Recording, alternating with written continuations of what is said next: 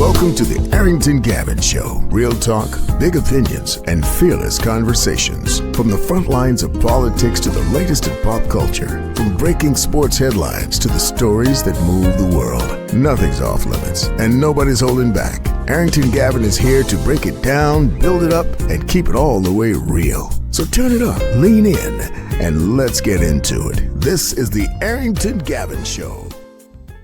Hey, what's going on, family? Welcome to the Arrington Gavin Show, your go-to spot for sharp insights, bold opinions, and unfiltered takes on the biggest stories of the day. Whether it's politics, sports, pop culture, or the latest buzz, look, we're diving deep and keeping it real. So please do me a favor, kick back, stay informed, and get ready to join the conversation. Look, on today's conversation, we're going to talk about Prince Andrew. Well, is he still considered Prince Andrew? Because he's no longer a part of the royal family. I mean, was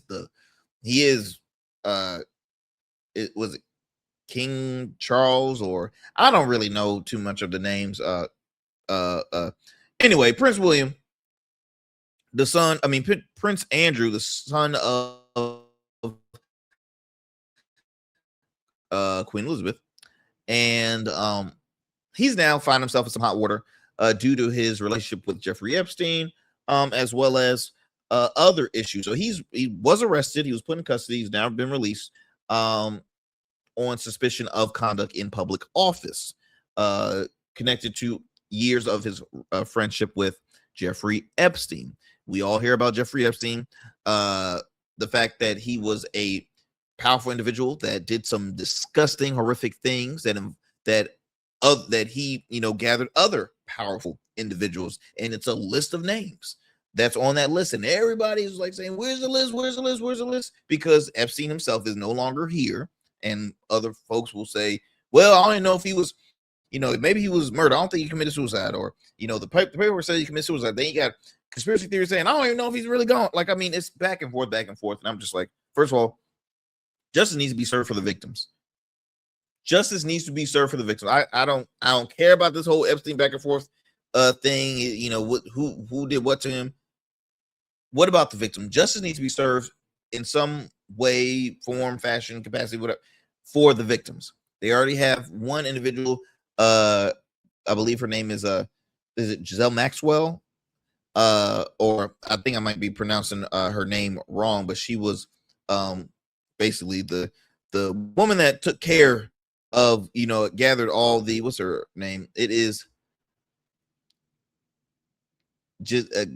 Ghislaine Maxwell, who's currently in prison, and she has been pretty, she refuses to answer questions about it. Like, she stays quiet, hush the whole night. She's like, let me just do my time. I'm not gonna say nothing. And it's crazy because she has been found guilty on child sex trafficking and other offensive in connection to deceased American financier and convicted sex offender Jeffrey Epstein. Now, so many folks are coming out the woodworks being involved in this. I believe the founder of, I'll just say powerful individuals, because I don't want to get my information wrong. But it's a lot of individuals, and you're almost to the point where, as a public, if you're a public figure, you don't even want to be seen in a picture with them, because then people are going to assume, be like, wait, what? And it's scary. It's a scary time. So Prince Andrew, going to talk about him. Excuse me. Also want to talk about this comical moment where the president always has this Black History event, because the blacks, they love me. The blacks, I love the blacks, and the blacks love me. How can I be racist? I love the blacks, and the blacks love me. They love me. And so that's what you see here. You see a bunch of paid, hired help, is what I call them. That says, oh, he's the greatest. I love him. He is not. He's the best person we ever had in our lifetime. And yada yada. You get the same old folks, and it's a comical. And I will share some clips from that moment, from that event held at the White House. What else? And this is funny because even, all this is going down like days, weeks after his very unapologetic post, by the way, of the Obamas being depicted as apes. Interesting. I know. Interesting. Also, in the entertainment space, Jennifer Hudson, singer, actress, talk show host, right? I believe she's an EGOT winner. I could be wrong, but I'm gonna look it up. Her talk show has been renewed for a 5th season, which is great for her because you had other successful talk shows that have been canceled. Sherry Shepherd, who had a very, very popular, at least in the black community, everybody loves Sherry. You hear me? Everybody loves Sherry. And Sherry Shepherd's show was extremely popular, and it was announced recently that it was not going to be renewed for season 5. It was canceled after 4 seasons, which is a shame because it was quite popular. And I'm a fan of Sherry. Kelly Clarkson, her show was not going to be renewed, which that was planned. I think it ended after like maybe 7 years or so. So good for Jennifer Hudson. Also, looking at what else do we have on tap to share? Mark Zuckerberg, CEO of Meta, was recently had to testify on trial for, to me, a very BS case. So he's being accused of basically creating an app that is an addictive app to teens and kids. So why does he have to testify again? It's the world we live in, y'all. That's all I gotta say. The world we live in. Anyways, y'all, I gotta thank you. I always forget. I should just acknowledge it in the beginning, but I always forget. My bad. Thank you for those who continue to support the Arrington Gavin Show. As you know, we are a growing program, grassrooted. Is that grassrooted? Yeah, grassrooted program. Where we see growth each and every day. From our, we see growth with our subscribers, viewerships, you name it. And we cannot do without you also. Again, I just truly, truly thank you, because our goal is to continue to grow. Obviously, we don't want to, stay steady. We want to continue to increase. We want to continue to progress. And we couldn't do that without you guys. So thank you. And we're going to continue to do our best to give you guys just great conversation, great content, and as well as include great interviews with some remarkable people from all sides of the aisle, because there is such thing as good Democrats and good Republicans and great independents. You see, I'm a little biased when I say great independents because, but no, really, awesome people, not just in the world of politics, but community activists, philanthropists, entertainers, musicians, the whole nine yards. And so, we're going to continue to give you great conversation. Also, as you all know, we drop new episodes on our platforms Monday through Fridays at 7 p.m. Eastern Standard Time on YouTube, Facebook, as well as wherever you get your podcasts. You can also listen to us on the radio airway. Shout out to some of our affiliates, WBOK out in New Orleans, WBOK Media, WBOK 1230. I know I said WBOK a lot. WBOK 1230 a.m. as well as WBOK WBOK 107.1 FM. You can tune into the Arrington Gavin Show Monday through Fridays, 7 p.m. Central Time. Again, that's on WBOK 1230 a.m. and 107.1 FM. Then we can head over to the Metro Atlanta area to WDJY 99.1 FM Straight Talk. You can tune into the Arrington Gavin Show weeknight at 11 p.m. Eastern Standard Time. And then lastly, one of our newest members, we're proud to be, they're not really, we are accepted in their family now. But that is KSHP 1400 AM and 107.1 FM Las Vegas. That's right. You can tune into the Arrington Gavin Show with Fridays at 8 p.m. West Coast time. All right. So that's, what is that? Pacific time? Pacific Standard Time. Yeah. 8 p.m. Fridays on KSHP 1400 AM and 107.1 FM Las Vegas. Thank you, thank you, thank you. And we are just honored to be a part of that awesome station. Also, my friends, YouTube, we do have a goal to hit 5,000 subscribers. So if you could be so kind to help us get to that level, we truly appreciate it. All you have to do is just go on type in www.youtube.com/The Arrington Gavin Show. That should be able to lead you directly to our page, and then just hit the subscribe button. And yeah, I truly appreciate that if you can do so. All right, my friends, what else we got for you? I believe that is it. But before we move forward, I wanted to this came across my feed, this study, and I thought it was quite interesting because I always from time to time get these studies, and I'm like, how true is this? Is this real? Is this real? Is this accurate? But I want to share it with you all. So, study shows that more women are proposing to men, and it's not a trend, it's a revolution. All right. Now, my first question is to just men and women. Have y'all ever been a witness to see a woman propose to a man? Have you ever? I haven't. I wouldn't mind seeing it, but I still am on the. I'm a believer. I'm a believer of men should always take a knee and propose. I mean, it's that's how it's always been. I know I sound weird saying it, but it's like, if it ain't broke, don't fix it. Like, what is the study showing that most couples where the men propose to the wife, they never last, and women who do it, they last longer? I mean, like, where is this coming from? So let me read you a little bit of this here. It says more women are proposing to men, reflecting shifting gender norms, right?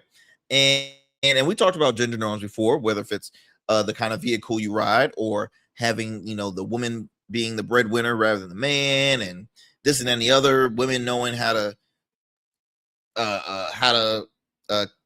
what's the word I'm looking for? Women that knows more about vehicles than a guy, the way society, the gender norms, right? A growing rejection of traditional expectations around who should initiate marriage. Now, survey shows that younger generations are more likely to support shared decision making in relationships, including engagement proposals. Now, sociologists says that change aligns with broader trends in financial independence, education levels, and evolving views on equality within a partnership. Now, social media has also amplified stories of women planning creative proposals, helping normalize what was once considered unconventional. Relationship experts note that while the numbers are still lower than traditional proposals, the steady increase signals culture transformation rather than a temporary trend. Now, the shift reflects a wider redefinish, right? I cannot say that word. You ever had a word that you cannot say? Is redefinition. All right, I'm a little slow, y'all. F y'all if y'all joking. If y'all laughing at me right now, then shame on you. Long story short, the shift reflects wider on the roles in modern relationships. So before we head to a break, I want to ask the ladies, what's your take on proposing to men? Are you for it? Are you against it? Men, are you for women proposing to men or against it? Let me know. All you have to do is visit our website, www.theagshow.com. You can contact us through there. Send us an email. Let us know what your take is. I'm curious to know. You can also DM us on Instagram. So it's so many different options, but I'm very curious to hear your thoughts on this, y'all. What we're going to do, we're going to head to a commercial break. Do not go anywhere. You're listening to the Arrington Gavin Show. We got a lot more stuff to discuss on tap for you. Do not go anywhere. 6'10", number one pick, 16 seasons, college player of the year, all-rookie standout. Joe Smith built a career on grit, consistency, and showing up. Greatness isn't just about the game. It's about how you show up every day. Rugged Evolution now offers body care products for every man, because not every man wears a beard, but every man deserves care.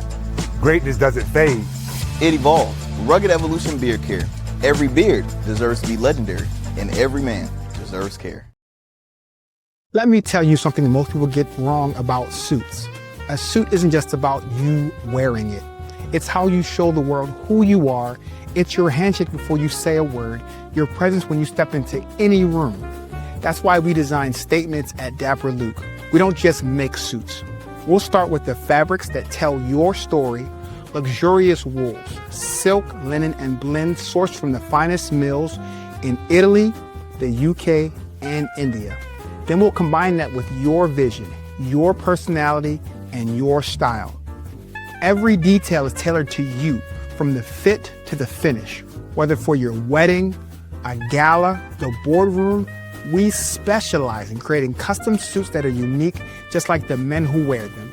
We spent years perfecting this craft, apprenticing under designers in New York and showcasing collections in New York and for Baltimore Fashion Week. None of that matters as much as seeing the look on your face when you try on your custom suit. Over 900 clients have already trusted us to deliver the best custom suits. They trust me to deliver the confidence. We proudly serve Virginia Beach and Baltimore and would be honored to bring your vision to life next. Let's create something unforgettable. Book your free consultation today at www.dapperluke.com. And we still in traffic. Don't look familiar, do I? Not in this seat. Hey, what's that you listening to? Here to host today. Hey, turn it up. With me? Yeah, this that new Goat Verse app. I got you. So y'all want to know where the goats are? They're off on the sidelines. Looking for fresh, relevant content wherever you go? What was the name of that he said? Introducing GoatVerse TV. GoatVerse, that's what it's called. The free streaming app that brings you the best podcasts, current events, and thought-provoking opinions all in one place. Download it now from the Apple Store or Play Store. In Goats, we trust. What is happening, y'all? What is happening? What is happening? So let's get it going with our first story here.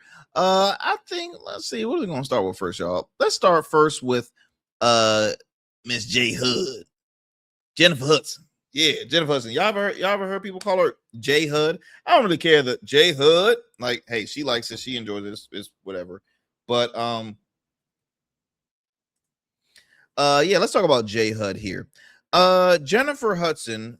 It was recently shared that her talk show was renewed for a season 5. Which, look, I'm extremely happy for Jennifer Hudson. I am a big fan of her. I think she's extremely talented. She is a talented actress, a talented singer. Now, when it comes to hosting a talk show, now I'm no expert here, all right? I'm no expert, but I just think that I think that she is, maybe it's different to the talk shows that I'm used to. So, during my upbringing, talk shows for me was talk shows for me was Oprah Winfrey, Montel Williams, Ricky Lake. Who else had some good talk shows? That was really, you never really considered Jerry Springer a talk show, but yeah, that was a talk show-ish. But that was kind of like my era. You have your late night shows, obviously, but where I'm coming at is Jennifer Hudson has never been like, I don't in a daytime show, and Ellen DeGeneres. How can I forget Ellen, right? But in a daytime talk show, obviously you got to make it clean, which it is.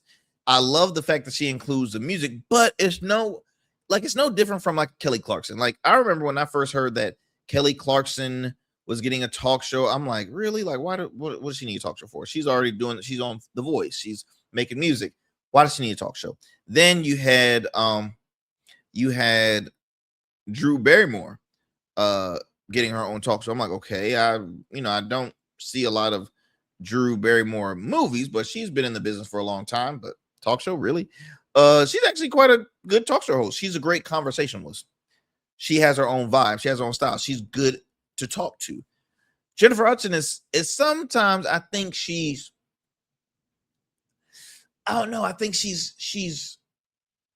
tries a little too hard. Like to her, it's like a talk show host should be this and that. And sometimes I think I just wish she was her more authentic self. And I could be wrong. But that's kind of like the vibes I get from her show. And so I'm just like, what's the deal here? What are we doing here? And that being said, though, her show has been increasing, but I'm gonna tell you what saved her show. And y'all can correct me if I'm wrong on this one. She started doing these like Soul Train tunnels, like Soul Train line for all of her guests. So as you know, in this technology world, digital fan base, building up a digital presence is always key, even for talk shows, right? And so folks are always saying, oh, what guest does she have on this show? And every guest has to go through the tunnel, and she has a staff that will create these, songs off the bat, right? Sometimes they have the beats that's maybe a rendition of an actual cover song, but they will put their own lyrics to it.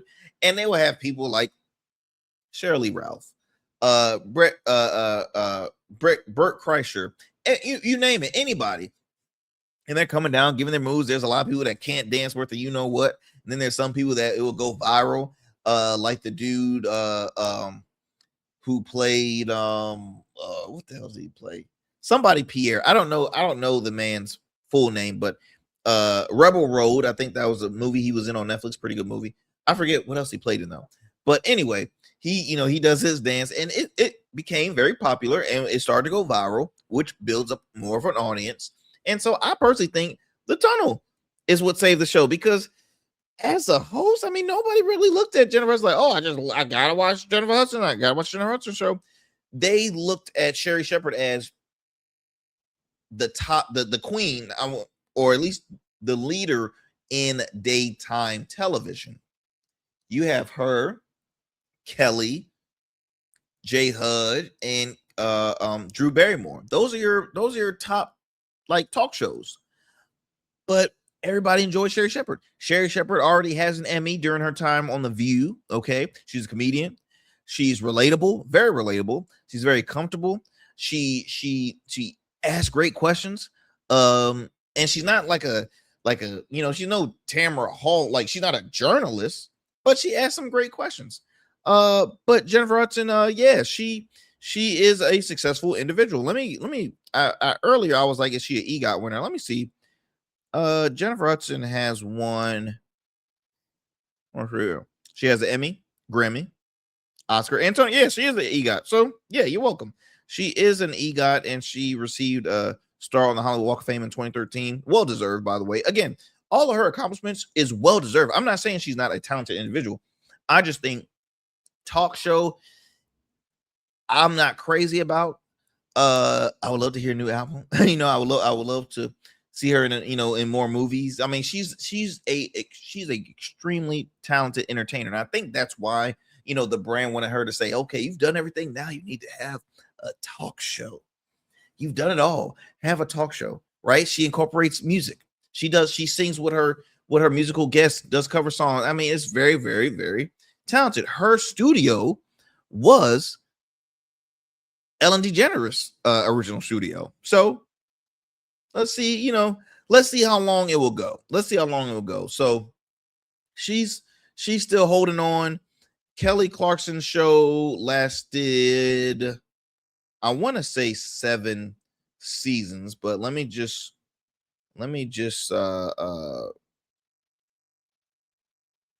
Oh Lord, let me see here. Let me see here. Kelly Clarkson show.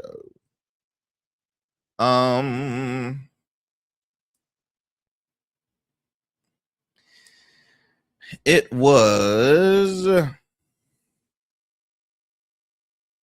okay, yeah, after 7 years. So yeah, it was on for 7 years. Sherry Shepherd was 4 years. I don't know what season Drew Barrymore, if that's getting renewed. But to me, it's so messed up though with Sherry, because see, what Sherry did laid a platform for guests that normally doesn't get an opportunity to be on daytime. Like she had gospel singers, she had stars that some of them consider like forgotten stars. Like it was just unfair. So again, Sherry is the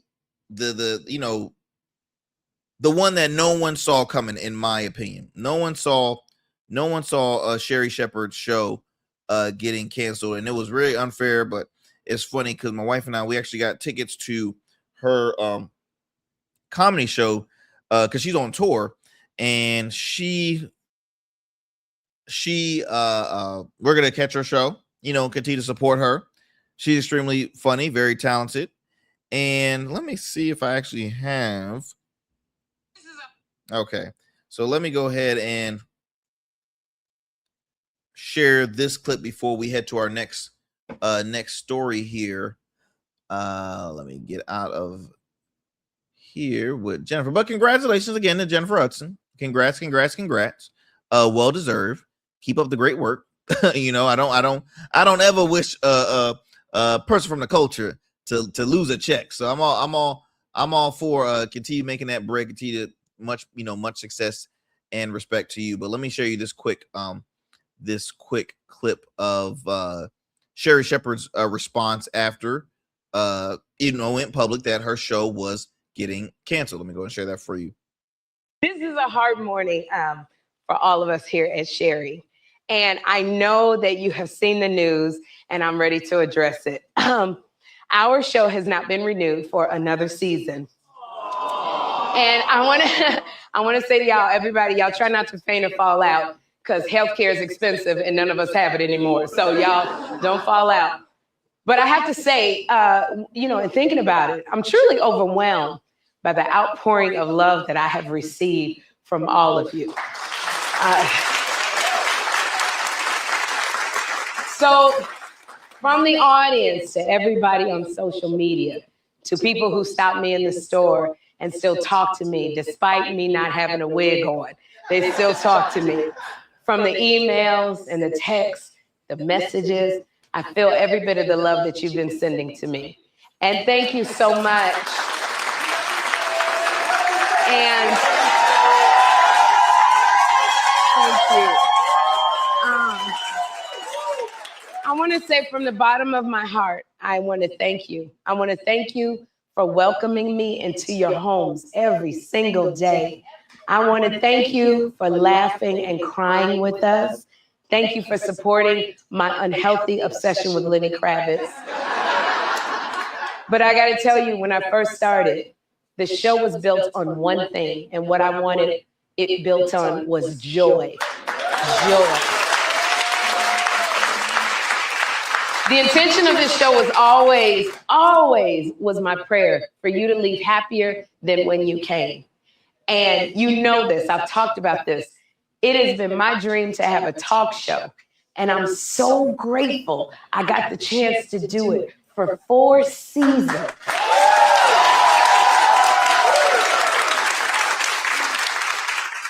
But I want to be clear. I'm not ready to throw in the towel on this show just yet. I'm not. We're going to be airing episodes all through the fall. So you heard her say it. She ain't going nowhere. She ain't gonna throw in the towel just yet. So I know she already has a podcast, a quite successful podcast, along with her best friend, comedian and actress Kim Whitley.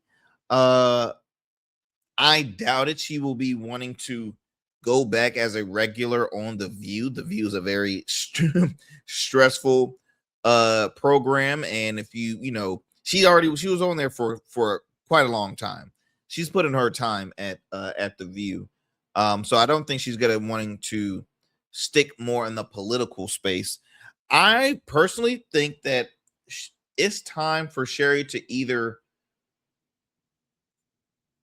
basically have her show on a streaming platform. I mean, whether that's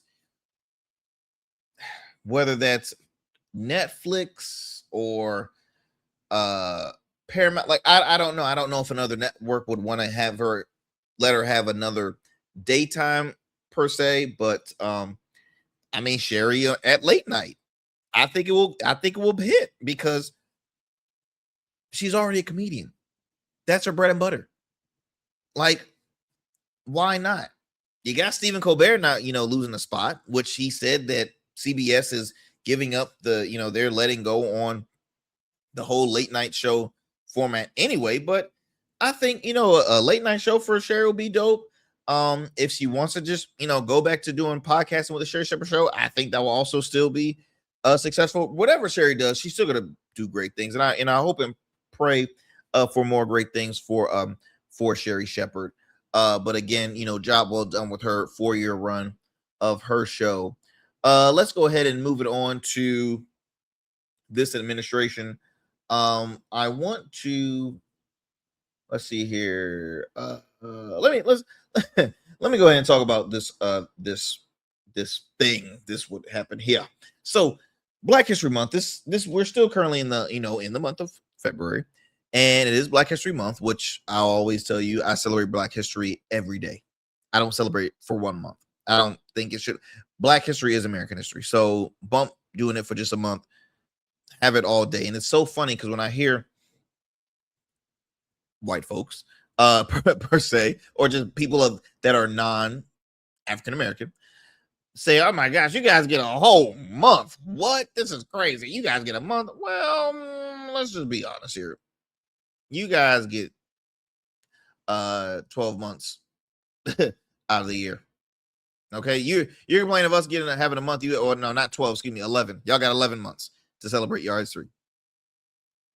Like, and again, I personally just think that I enjoy having a month, but at the same point, I don't enjoy just having a month because that goes for any history that is like, hey, this is such and such a month. This is no. Everything that occurs in the States is a part of American history and American culture. So, in my opinion, it should be celebrated on a regular. It shouldn't be just celebrated just for 1 month. Yeah, maybe acknowledged, but talk about it on a regular basis. The reason why I'm bringing up Trump History Month, because I feel as though even though it's Black History Month, Trump always hosts this gathering of Black conservative, those that kiss ass up to Trump. Like you have Leo Terrell, Fox News contributor, civil rights attorney. By the way, I don't know what civil rights attorney background he has. I do not know of any popular cases he has dealt with, at least in my 30 years on this earth. But that's his background. Let me just share you some clips of that day. So here's now mine. This was celebrated weeks after Trump had posted the picture of folks on the left as animals, and the one that was received most heat was that Barack Obama and former President Barack Obama and his wife, former First Lady Michelle Obama, was depicted as apes. And then you have folks saying, he's not racist. He has black friends. He was on stage with Nicki Minaj. Come on. It doesn't get any blacker than that. Let me go ahead and share you this. Let me go ahead and show you this clip here. So this is Leo Terrell's speaking at this event. And then I have another clip to share with you. We are living under the administration of the greatest president in our lifetime. And we have the hottest country in our lifetime. And I want to make sure the mainstream media knows this, because you represent the people who basically counter what the mainstream media has done. President Trump was the president who fully funded historically black colleges and universities. President Trump took the lead and performed criminal justice reform. President Trump made sure that we had opportunity zones. Let me close by saying this. This country is at a crossroads, and we have the right president at the right time. And if you want school choice, like I know you do, President Trump wants it. If you want a law and order society and secure border, President Trump wants that. And more importantly, I say this because this is the greatest country on the planet. American citizens should decide American elections. Vote for the Save Act. We are so that was Leo Terrell again, Fox News contributor, civil rights attorney. He's also the Department of Justice senior counsel in the Civil Rights Division, again calling Donald Trump the best president of his lifetime. Now, Leo used to be on the left years and years ago. He used to go toe to toe with what's the guy's name? Larry Elder, conservative talk radio host Larry Elder. Of course, what had happened was Leo realized it's more lucrative to go to the right, especially as a brother, because the money just never stops. The money just never stops. So I kind of look back on some things here. Let me share another clip. Before I get to talking, let me share another clip here if I can find it. Where is it? Here we go. Here we go. So check this out here. Is this? There we go. So this is a DC grandmother. I don't know who she is, but she loved her some Trump. That's all I can leave it at that. She loved her some Trump. And she shared it here at this function. Please. I like him too. One thing I like about him, he keeps it real just like grandma.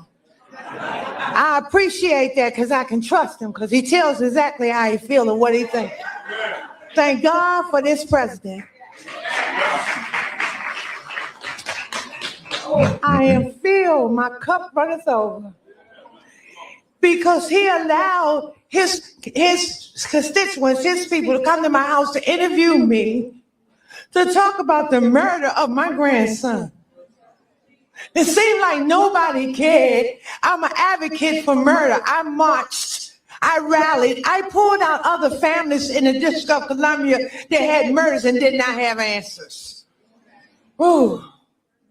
We marched and we rallied, and nobody heard me, Democrats, get mad at me. Until this Republican sent his constituents, his people out there to interview me in my home. Have you ever heard of a thing? Then they invited me twice before Congress to testify for the beautiful bill that's going to change crime in the district. If you kill somebody, okay, you take a life, you do life. Just that simple. If you do a harsh crime, you do harsh time. Just that simple. And then we need National Guard, and which we did years ago. He brought it on. That's right, I did. That was me. I don't want to hear nothing you got to say about that racist stuff. And don't be looking at me on the news hating on me because I'm standing up for somebody that deserves to be stand up for. Get off the man's back. Let him do his job. He's doing the right thing. Back up off of him. And Grandma said it. Woo! Now, Lord, please give me strength because I'm not trying to, that lady obviously, she is mourning the loss of a relative, of a family member, and she's pissed. Okay, she's frustrated, and shame on the Democrats for not helping or sharing this lady's story. She said, look, I've advocated, I've marched. Democrats, they didn't help me whatsoever. But this guy sends his squad and had me speak in front of Congress when the Democrats did not capitalize on opportunity right there. Now, where I will, and again, I'm extremely sorry for her loss, but what I see is an administration capitalizing on a vulnerable person. Because when you lose a loved one, when you are mourning, you pissed at the world. You hear me? You upset with everybody. You don't want to hear political parties. You want to hear justice and issues. Now, this lady, towards the end, she gets a little bit of Uncle Ruckus, in my opinion. I want to hear that racist stuff. First of all, ma'am, if you kind of look back, he has been caught up in some controversial things. Now, I get it. You're frustrated, but make it about your family and not about party, because she could have continued saying this and saying, look, without saying Democrats. And I'm not here to defend them, but what I'm saying is when I'm mourning, I'm not thinking about Republicans. I'm thinking about I'm thinking about those in leadership. If she want to say the previous administration at the time or whenever, because I don't know when this incident happened for her, but you don't make it political. You don't make activism political. You don't make an issue that affects all people political. Okay. Then she says, no, I don't want to hear about that racist stuff because grandma said so. And then she talked about why they needed National Guards. And if you saw in the video, for those who are watching, Trump did the finger like, that's right, that's my girl, she said it. And then, for those who are listening, he pointed at her like, yes, go ahead, say that, please. Now, I'm just going to kind of go back on the timeline here because Leo Terrell was like, he's done so much for the Black community. Funding, giving a large amount of funding to HBCU schools. Okay, first and foremost, that was way before his administration. 2, he has cut funding, government funding that affects HBCUs. HBCUs are losing the most out of institutions.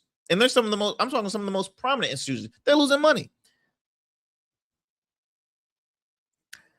I have some examples here. So I can go back, and I'm gonna go back all the way to 2017. So in response to the Charlottesville rally, where he said they were fine people on both sides, which critics argued failed to clearly condemn white supremacists, because the Charlottesville riot, there are folks that were protesting of the taking down of the Confederate statues. You had KKK members, David Duke, those on one side, and then you had those that wanted to fight the white supremacists. And he said they were fine people on both sides. All right. Called majority Black cities rat and rodent infested mess. Okay.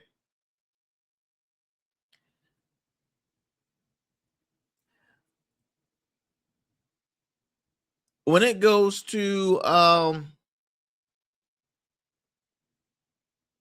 let me see here. Out of all presidents, he continues to criticize or question the citizenship of Barack Obama. He never apologized to the now exonerated 5, accusing 5 Black young men at the time who was falsely accused for a rape charge. He wanted them put in jail for life, okay, and said probably even worse things than that. Still didn't come out apologizing.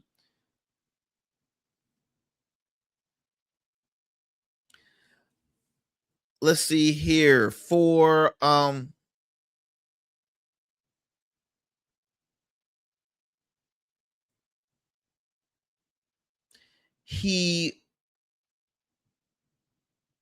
just talked about it earlier. The depicting Barack and Michelle as apes. And he still doesn't want to apologize. telling folks to go back where they came from. I'm talking about elected officials.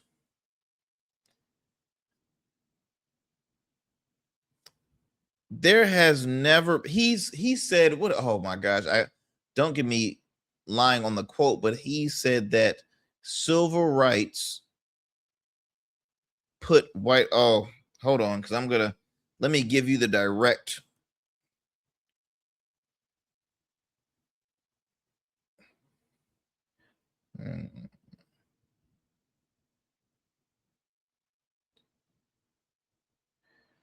So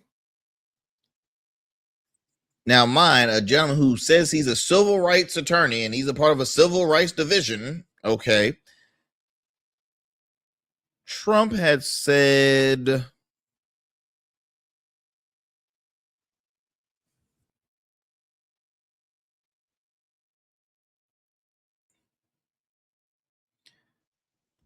that it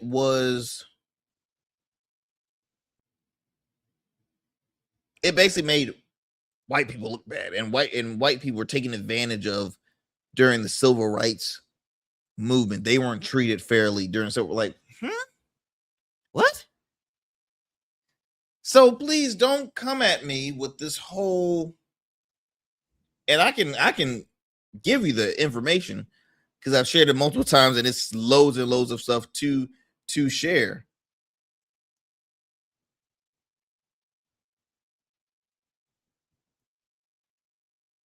And what kills me is that all of a sudden, when he has these functions where there's, I don't know, I'm going to just say it could have been 100, 200 people in there. Half of them could have been black. But just seeing that, oh, he's good. He's fine. He's perfectly fine. Now you see folks that are, publicly calling him a racist, those that are defending him, but the way to defend him, it's just, it's a bad defense. He was on stage with Nicki Minaj. He can't be a racist. He can't. He literally just hired a black person. He can't be racist. He can't. He's friends with Mike Tyson. He can't be racist. Look, I personally am not calling, but all I'm saying is you got proof that questions it. You got proof that questions it. And then you have to look at his support system, right? Look at how many folks he pardoned that were of white supremacists. I mean, like he first thing when he got into office was end these diversity programs, take away DEI, critical race theory. Oh, take it out. It's disgusting. They're not qualified people when they do this. Like, it's ridiculous. It's ridiculous.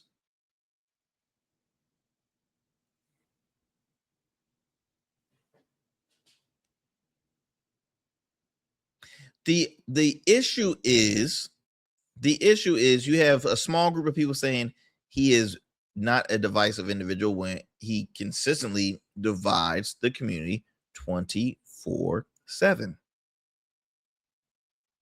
And I'm just saying the America, not even just the black community, because there's a small amount. Yes, there were more, I would say there were more black men that leaned towards Trump during the last election, but he did not win the majority of black voters. There's nothing wrong with black Republicans, but black MAGA, it's a little iffy. Real quick before I move on to our next story here, because I'm looking at my time. One of my favorite conservative commentators, Shermichael Singleton, who is a CNN political commentator, kind of called himself he said what he said. He's always been very honest. That's why I always respected Shermichael. He worked in the Trump administration under Ben Carlson with HUD secretary, And now Shermichael has his own platform. I think it's called We the Free. I check it out. It's pretty dope especially for you 2A advocates out there. He's also he has his own political show on that platform, and he is a CNN political commentator. Let me go ahead and share this clip when he was on Newsnight with Abby Phillips. When people hear I mean, I can just tell you, people typically think if you're anti-diversity, then you're probably a racist person. But why? So then, hold on. Why do you pray for it? Really important statement that you just made. I mean, I'm not sure that even people would go that far. You just suggested that being anti-diversity is equivalent to being I think racist. many people would say it that way. Well, this is an administration who has been explicitly anti-diversity. When people hear anti-diversity, so he said it, and Abby Phillips even called him. She's like, "Wait a minute, you just said that when people typically hear anti-diversity, they lean themselves as," and I mean,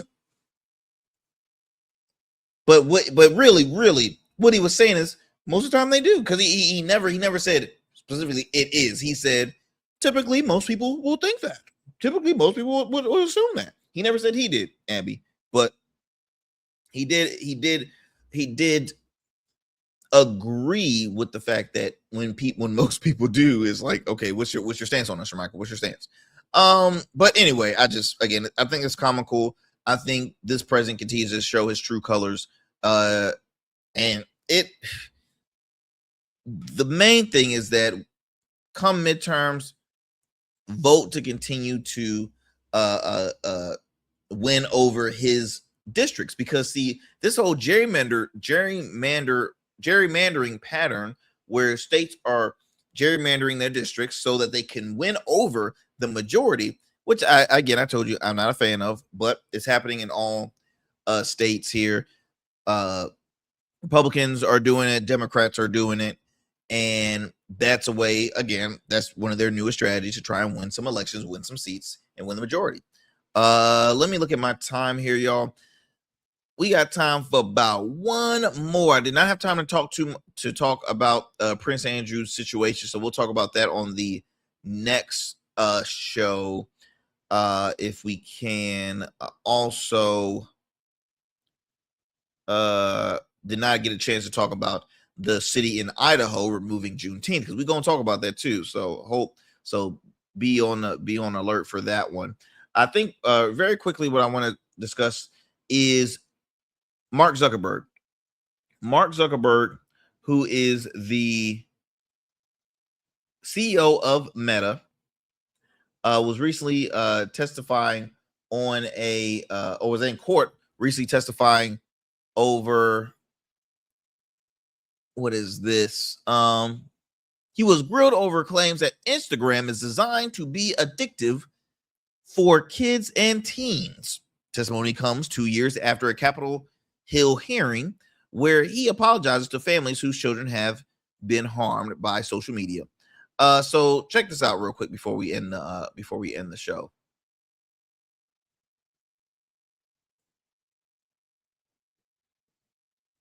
CEO of Meta, which owns Facebook and Instagram, on the stand today. Mark Zuckerberg testifying in a landmark case now. The company's accused of making Instagram addictive to children and teens. Here's Elizabeth Schulze tonight. Tonight, Meta CEO Mark Zuckerberg grilled in front of a jury for the first time in a landmark trial over claims Instagram is designed to be addictive for kids and teens. The case centered on a 20-year-old who says she started using social media at age 10. Her lawsuit claiming the app's features got her hooked, eventually leading to depression, anxiety, and body image issues. Zuckerberg defending Instagram's current restrictions that ban users under 13, but saying, "I always wish we could have gotten there sooner," and testifying the company has acknowledged for a while that people get around the age restrictions. Zuckerberg also pressed about an internal email appearing to show goals to boost the time spent on apps by 12%. The Meta CEO testifying, "We changed that." Zuckerberg on the stand 2 years after a Capitol Hill hearing, where he apologized to families whose children have been harmed by social media. Does everything that you evolve into knowing you have to go through the things that your families have suffered? In a statement today, Meta saying they disagree with the allegations in the lawsuit, adding the evidence will show the plaintiff faced many significant, difficult challenges well before she ever used social media. Maureen Molak's son David took his own life at just 16 years old. She says social media contributed to David's depression and anxiety. They know exactly what their platforms are doing. They are addicting kids, and that they haven't done anything about it to stop it. David, YouTube is also on trial but denies the allegations. TikTok and Snapchat were named in the lawsuit but settled. This trial is seen as a bellwether for more than 1,000 cases against social media nationwide. David. Elizabeth Schulze reporting tonight. Elizabeth Thank, the CEO of Meta, which owns Facebook. So that right there, and again, my heart goes out to that mother who is, again, suffered a very tough loss. And this is no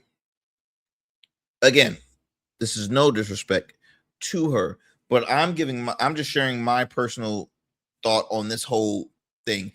Y'all, we are the sum of our decisions. I'm no parent. I have close friends that are, I have nieces and nephews, but we are the sum of our own decisions. Also, I want to throw in there, parents have a responsibility to say, hey, look, either I'm gonna take the phone away, or you can't blame technology for everything. Like, I'm in my phone all the time. I'm not gonna say, oh, I blame my phone for being so addictive. No, I can easily put my phone down. I can ignore things, and I get it. Cyberbullying is a thing, and it is sad because people lose their life over cyberbullying. It's a shame that it exists. But to me, I'm sorry, I will not put the creator, Zuckerberg at fault. So that means folks that have a alcohol issue, they need to be going after the creators of it rather than the person that consumes it, that purchases it, that puts it in their body when they want to, or anything, whether if it's somebody that's overeating or anything that they see as addictive, that person, they are the sum of their decision. The person that created, no, I don't think they're at fault. Correct me if I'm wrong. But I will not say that they need to, they know exactly what they're doing. You know what? Folks probably know that, hey, look, there's going to be some people that are going to be addicted to this. But at the end of the day, the parent, you can't be their friend all the time. You have to lay the hammer. You have to, be the authoritarian and be like, hey, look, or just the disciplinarian. I'm taking the phone away. You've been on that phone 24/7. I've seen parents give their little kids that are 10 or younger to shut them up. Give them technology. Give them a phone. Look, I've seen babies control an iPhone better than me. You hear me? I've seen babies control an iPhone better than me. So this whole thing of they need to be served. Consequence.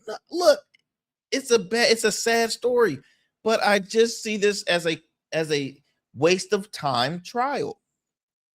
That's all I gotta say, y'all, because my time is up. But as always, thank you so much for taking the time out of your busy schedule for tuning into the Arrington Gavin Show. Peace and blessings, y'all. And I will talk to y'all soon for another great convo here in the Arrington Gavin Show. I'm out.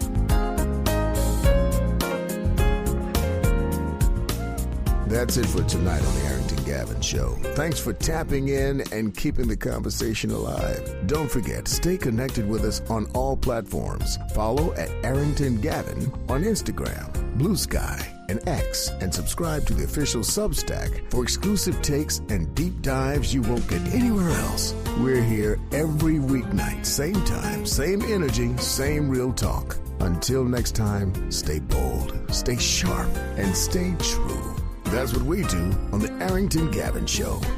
Peace.